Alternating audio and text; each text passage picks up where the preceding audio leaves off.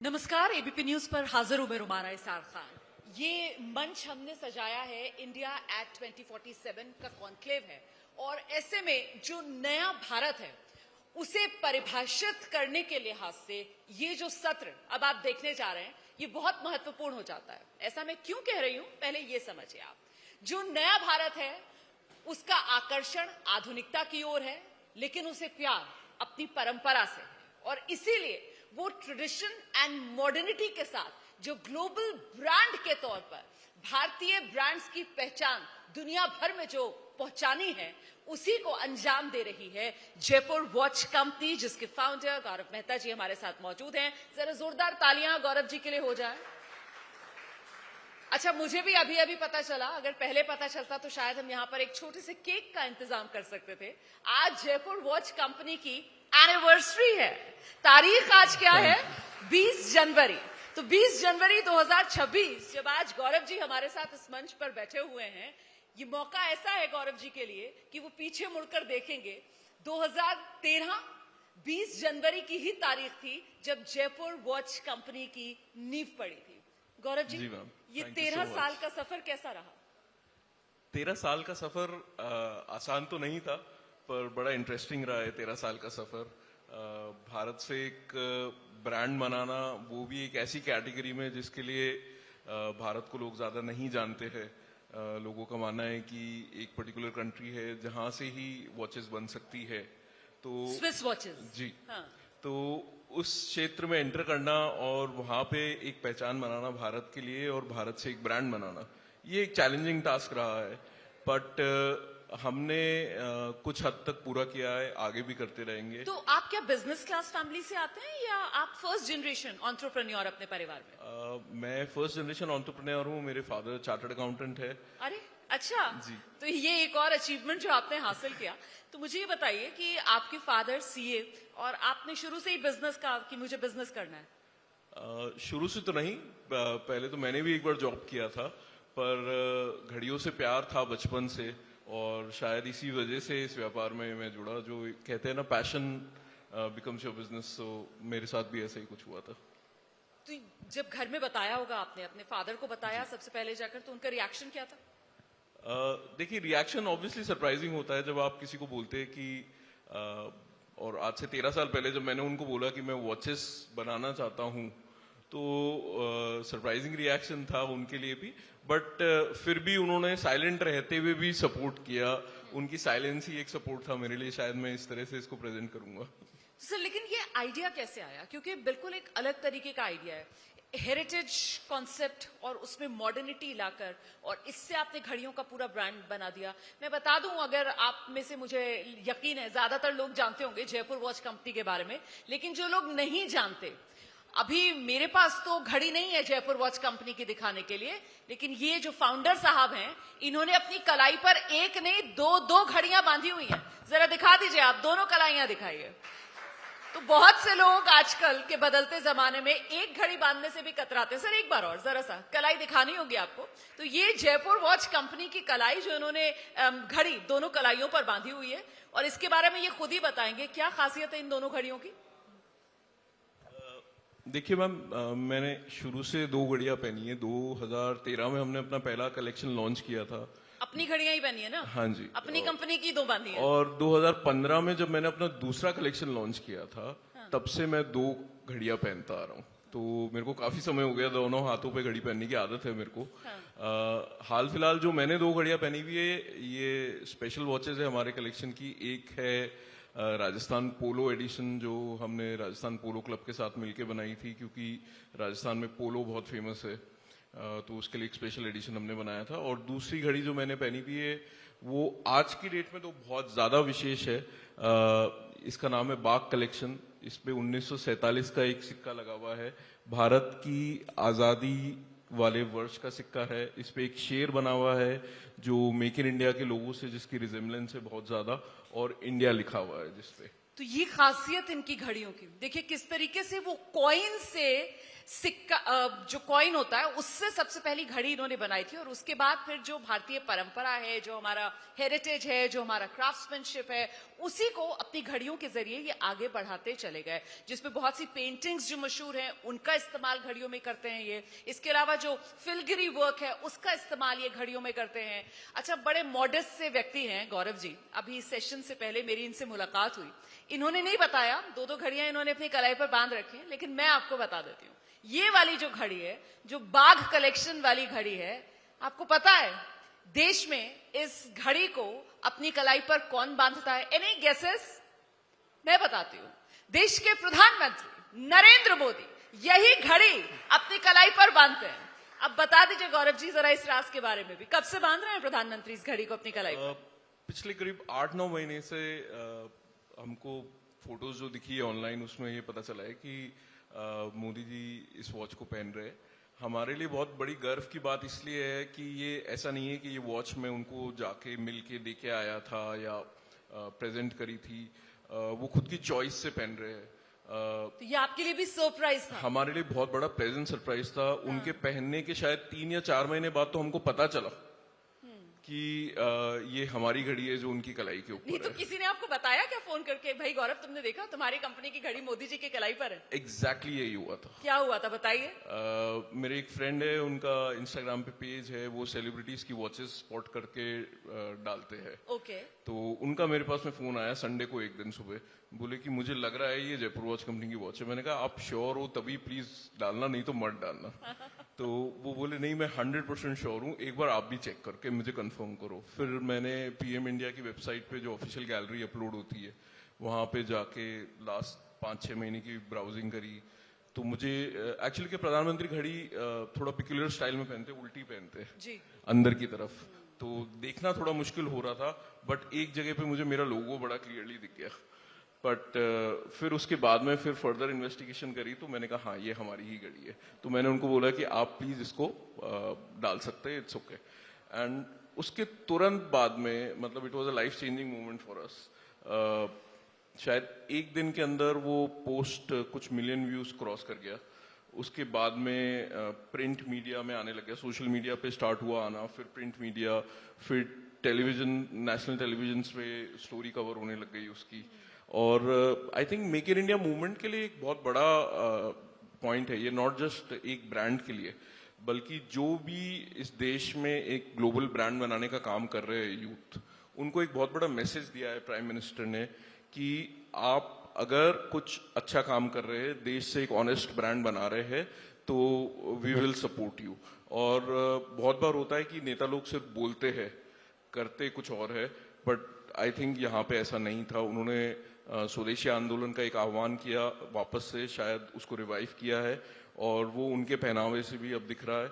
और उसी को देखते हुए बहुत सारे leaders, not just prime minister, बहुत सारे लीडर्स इस देश के आज की डेट में हमारी घड़ी भी पहनते हैं। और मतलब स्वदेशी की सिर्फ बात करते ही नहीं है बल्कि प्रधानमंत्री स्वदेशी जी कर भी दिखाते हैं। और जिस बात का जिक्र गौरव कर रहे हैं, देखिए हर किसी का अपना स्टाइल होता है घड़ी बांधने का। ज्यादातर लोग लेफ्ट कलाई में घड़ी बांधते हैं, अब मैं हूं पर्सनली, मुझे सीधे हाथ की कलाई में घड़ी बांधना अच्छा लगता है। गौरव ने जिस बात का जिक्र किया, ये तो दो घड़ियां अपनी कलाई में बांधे हुए हैं। प्रधानमंत्री नरेंद्र मोदी जो हैं, अमूमन लोग इस तरीके से घड़ी बांधते हैं, लेकिन प्रधानमंत्री नरेंद्र मोदी की घड़ी का जो डायल है वो अंदर की तरफ रहता है। इस बात का जिक्र, इस तरीके से उनके हाथ में घड़ी रहती है, अंदर की तरफ उनकी घड़ी का डायल रहता है। देखिए जब उन्होंने हाथ किसी रैली में उठाया था, हाँ, तभी हमको घड़ी दिखी। तो ये तो सही है ना, और अच्छे से आपकी मार्केटिंग हो रही है, क्योंकि प्रधानमंत्री नरेंद्र मोदी जब रैलियों में जाते हैं या कहीं से भी वो गुजरते हैं तो वो अभिवादन इसी अंदाज में लोगों का स्वीकार करते हैं। सबसे इम्पोर्टेंट पॉइंट था जब वो राम मंदिर गए थे, हाँ। जब उनकी पोज आई थी हाथ जोड़ते हुए नमस्कार करते हुए, तो वहां पे जब उनकी कलाई की तरफ फोकस किया था कैमरा ने, तो वहां पे सबसे ज्यादा क्लियर स्पॉटिंग हुई थी वॉच की। तो आपकी तो बल्ले बल्ले हो गई। हाँ, वो कहते हैं ना, हींग लगे ना फिटकरी, रंग चोखा आ गया। पैसा एक भेला खर्च नहीं हुआ और मार्केटिंग ऐसी जबरदस्त हो गई। देखिए अगर आप ऑनेस्ट इंटेंशन से कुछ भी काम करेंगे, ठीक है, तो आई थिंक कहीं ना कहीं कभी ना कभी एक लॉन्ग जर्नी में आपको उसका रिवॉर्ड मिलता है। एंड आई थिंक वो हमारा मूवमेंट था। बिल्कुल आपका मोमेंट था और उस मोमेंट को न सिर्फ आप बल्कि हर हिंदुस्तानी बहुत गर्व से रिलिश कर रहा है। हम लोग सब बहुत प्राउड फील कर रहे हैं क्योंकि अल्टीमेटली मेक इन इंडिया जब आगे बढ़ेगा, भारत जब आत्मनिर्भर बनेगा, तभी तो 2047 वो विकसित भारत का जो सपना है वो हम सब मिलकर साकार करेंगे। अब एक बार फिर से वो थोड़ा सा आपको फ्लैशबैक में लेकर जाना चाहती हूं मैं। ये आइडिया आया कहां से और सबसे पहली वो सिक्के वाली घड़ी कैसे बनाई, कौन सा सिक्का इस्तेमाल किया? मैम मेरे को बचपन से ना सिक्कों का बहुत शौक है। मैं सिक्के कलेक्ट करता था, पर मेरे सिक्कों के कलेक्शन का कोई थीम नहीं था। जैसे हर बच्चा एक शायद हमारी जनरेशन में था जिसके पास एक सिक्कों का बॉक्स होता था, कोई विदेश से गेस्ट आता था तो वो सिक्के देता था तो वो जमा करते रहते थे। तो इस तरह का ही था मेरा पैशन। बट एक मौका आया लाइफ में कि किसी से मुलाकात हुई, मेरी सिस्टर के फादर इन लॉ थे, उनसे मुलाकात हुई मेरी।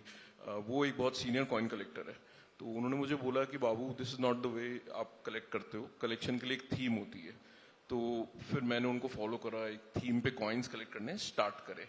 And at the same time मेरे को एक इंक्विजिटिव चाइल्ड होता है जो बच्चे अपना खिलौना खोलता है, टॉयज ओपन करके देखता है। मैं वॉचेस भी ओपन करता था, टॉयज भी ओपन करता था। तो एक दिन मैंने एक घड़ी ओपन करी आउट ऑफ क्यूरियोसिटी, और उसी समय मेरी टेबल पे एक सिक्का पड़ा हुआ था ब्रिटिश इंडिया का, 1 पैसे का सिक्का जिसमें छेद होता था। समहाउ इट स्ट्रक मी कि इसको इसमें लगा के देखते कैसा लगेगा। मैंने उसको बस चिपकाया और पहन के घूमने लग गया। अचानक लोग मुझसे पूछने लग गए कि ये कहाँ से ली आपने। मैंने कहा मैंने बनाई है। तो लोगों ने बोला आप हमारे लिए भी बना दीजिए। वहां से मेरे को आइडिया स्ट्राइक किया कि मेरे 2 पैशंस में कंबाइन करके अगर मैं कुछ व्यापार बना सकता हूं तो शायद पूरी जिंदगी मेरे लिए हॉलिडे रहेगी, और वही हुआ मेरे साथ में। बिल्कुल, तो पूरी लाइफ अभी काम नहीं है, पूरा हॉलिडेइंग वाला सेशन इट्स अ चल रहा है। Passion project for me honestly. मतलब मेरे को जितना प्यार है मेरे काम से, मुझे मजा आता है रोज ऑफिस जाने में, रोज नई डिजाइन पे काम करने में।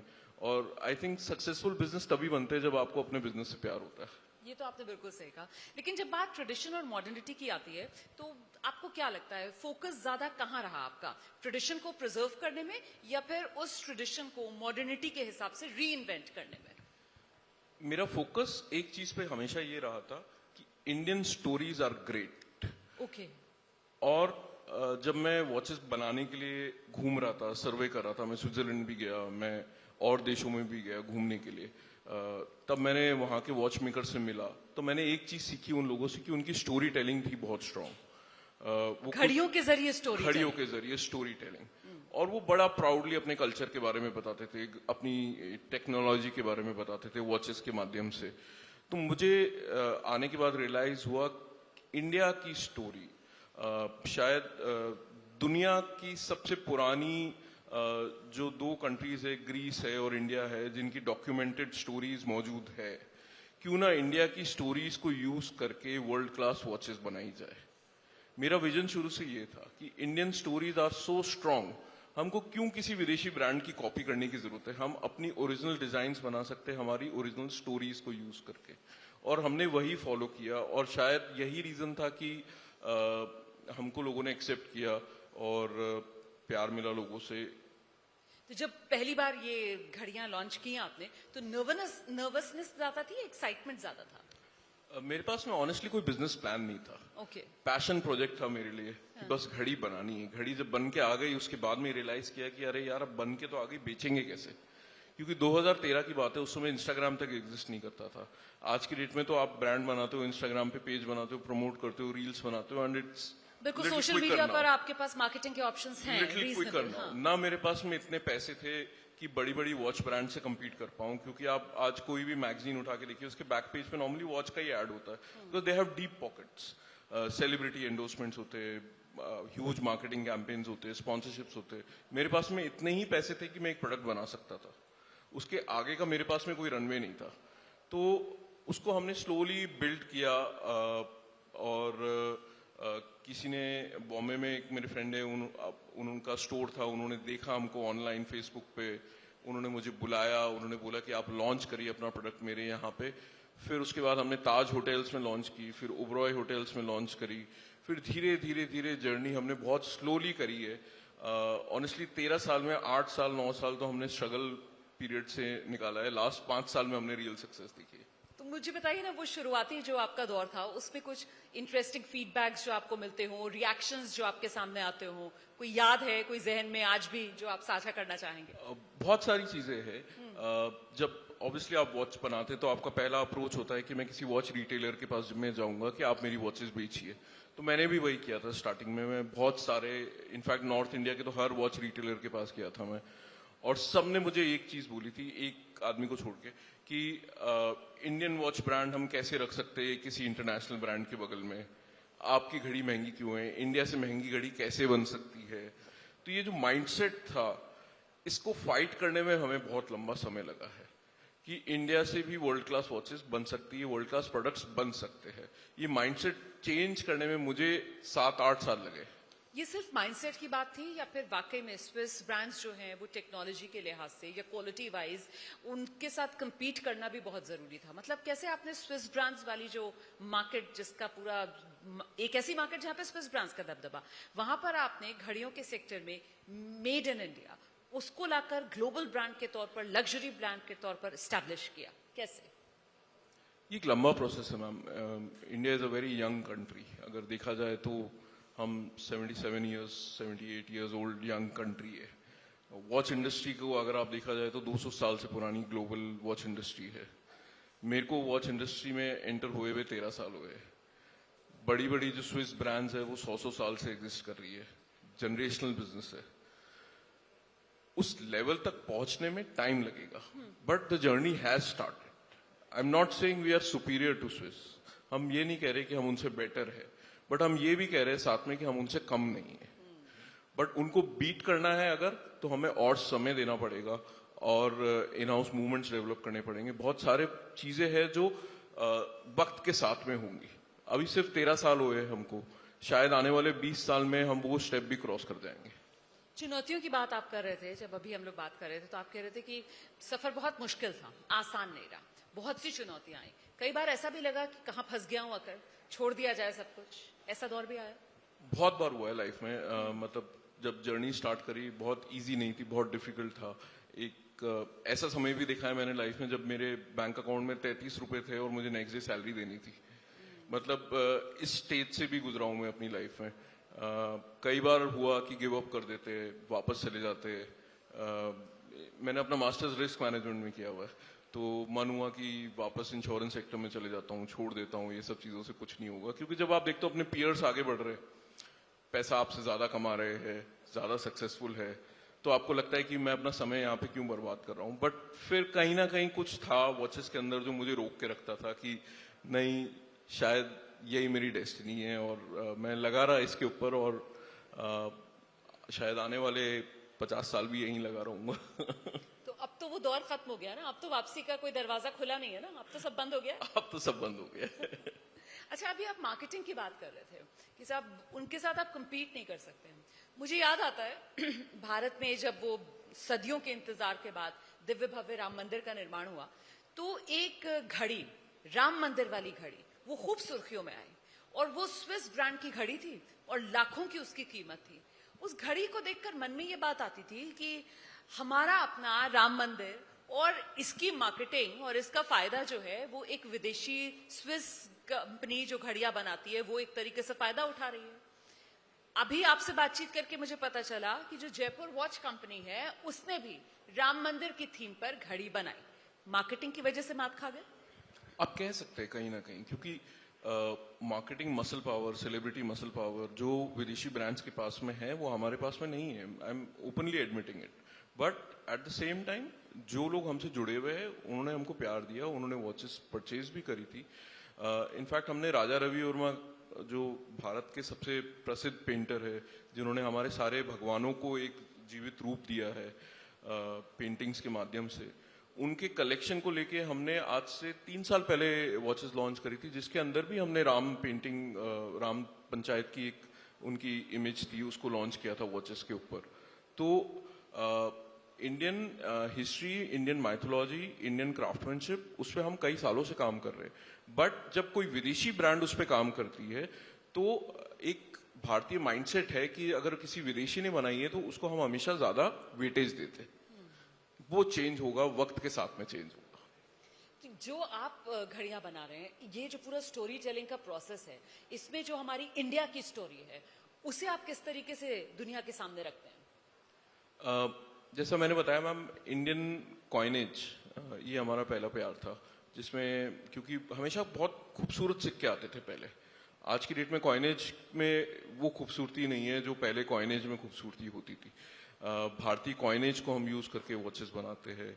इंडियन ओल्ड पोस्टेज स्टैम्प्स, डाक टिकट का कंसेप्ट आज की डेट में लूज हो रहा है, उसको यूज करके हम वॉचेस बनाते हैं। फिर उसके अलावा क्राफ्ट्स फॉर्म, जैसे आपने बोला फिलिग्री, उसके अलावा हैंड पेंटिंग, मिनिएचर आर्ट, इन सब फॉर्म्स को यूज करके हम बहुत सारी वॉचेस बनाते हैं। तो Indian history, Indian story, Indian craftsmanship इतनी रिच है कि उससे आप वर्ल्ड क्लास प्रोडक्ट्स बना सकते हैं। आज कोई इंटरनेशनल डिजाइनर भी इंडियन क्राफ्टमैनशिप को यूज करके अपने प्रोडक्ट्स डेवलप करता है, तो हम भारत में रह के उसको क्यों नहीं यूज कर सकते एक अच्छे प्रोडक्ट बनाने के लिए? लेकिन मार्केट, उसके लिए मार्केट बनाना, उस पर फोकस अगर नहीं होगा तो मामला थोड़ा डगमगा जाएगा। अब यहाँ पर गौरव जी हैं, गौरव जी तो दोनों कलाई पर घड़ी बांधे हुए हैं, ये तो हम देख ही रहे हैं। लेकिन आज का जो यूथ है, आप उठाकर देखेंगे तो यूथ ज्यादातर वो घड़ी बांधना प्रेफर नहीं करता है। या तो स्मार्टफोन है सबके हाथ में, या फिर ज्यादा से ज्यादा जो फिटनेस ट्रैक करने के लिए जो स्मार्ट वॉचेस हैं उसको प्रेफर करते हैं। तो इसके साथ आप कैसे compete कर रहे हैं? यूथ को आप कैसे आकर्षित कर रहे हैं कि वो हमारी जो हेरिटेज, ट्रेडिशन, मॉडर्निटी वाली घड़ियां हैं उसकी तरफ आए?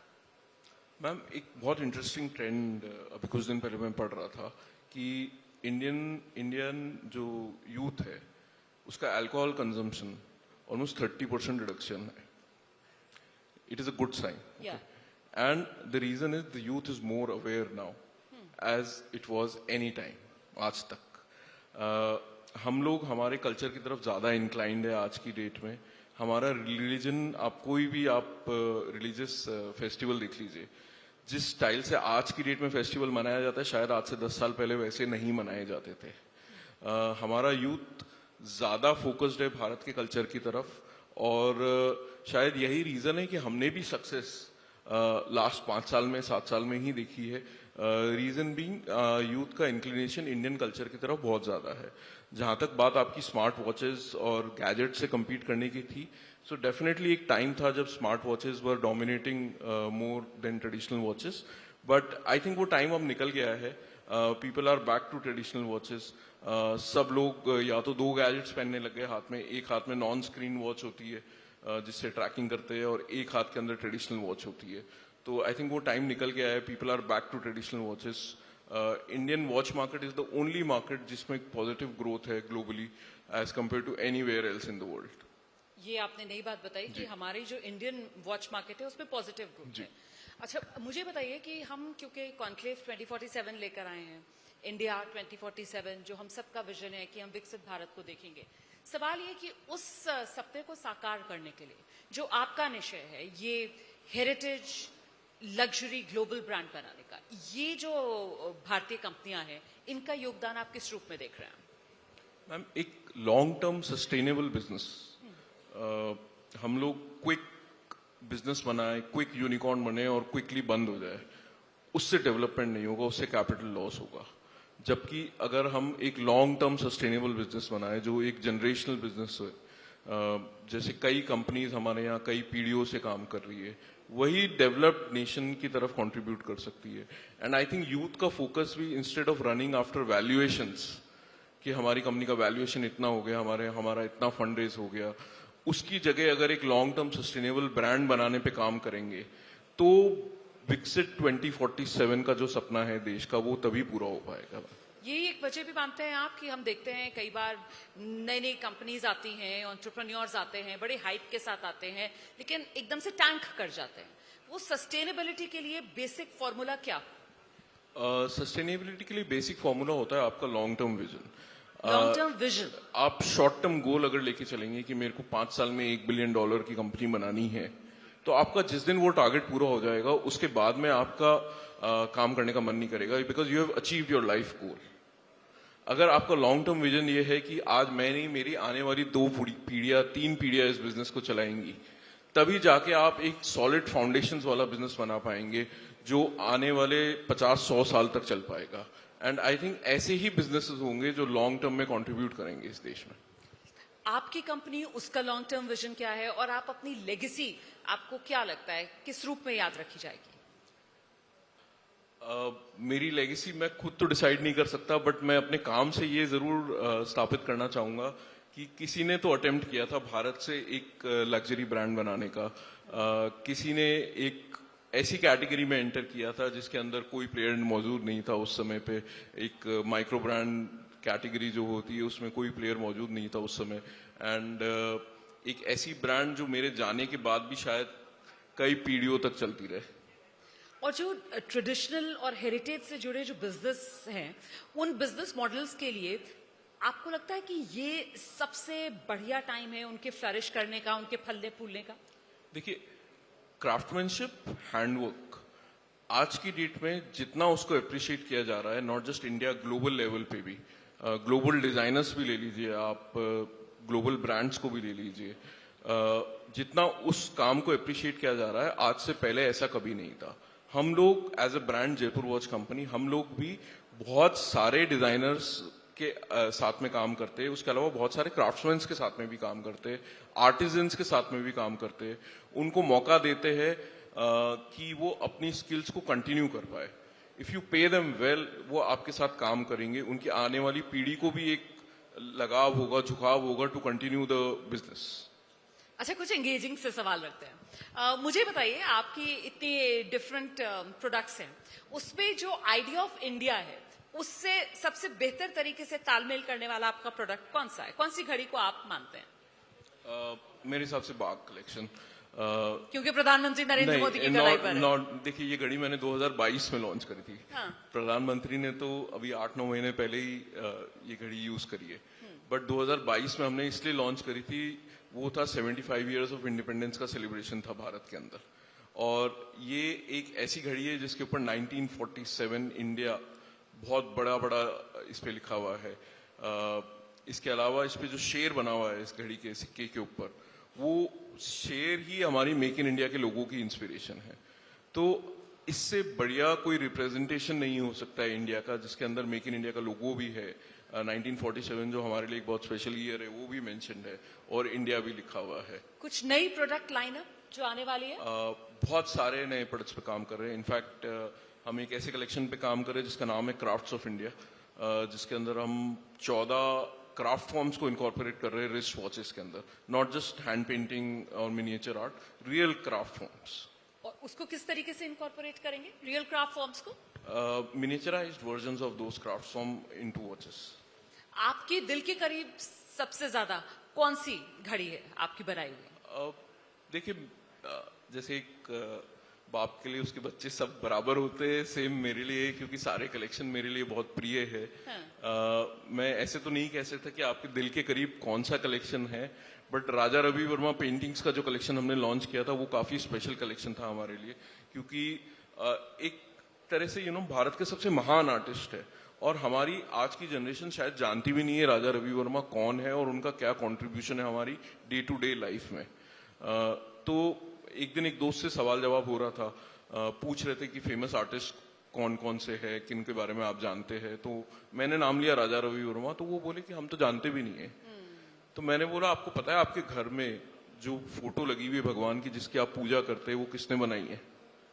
राजा रवि वर्मा ने। तो वहीं से मेरे को इंस्पिरेशन आई थी कि जब भारत अपने आर्टिस्ट को लूज कर रहा है, ऐसे ग्रेट आर्टिस्ट को, तो क्यों ना उनको रिवाइव किया जाए। तो इसलिए Raja Ravi Varma collection I think मेरे दिल के सबसे करीब कलेक्शन। सीधे तो आप इतनी बड़ी देश सेवा कर रहे हैं ना, जो आपका बिजनेस मॉडल है वो सीधे सीधे देश सेवा से भी जुड़ता है, कि जो हमारी परंपराएं हैं, जो हमारी संस्कृति है, जिसको लोग भूल रहे हैं, उसको दोबारा से लोगों के बीच लेकर जाना। बस चलते चलते एक आखिरी सवाल मेरा आपसे ये है कि ये प्रधानमंत्री नरेंद्र मोदी की कलाई पर जो घड़ी है वो तो उन्होंने खुद बांधी हुई है अपनी पसंद से। अगर आपके पास मौका होता तो आप प्रधानमंत्री नरेंद्र मोदी को जयपुर वॉच कंपनी की कौन सी घड़ी गिफ्ट करते?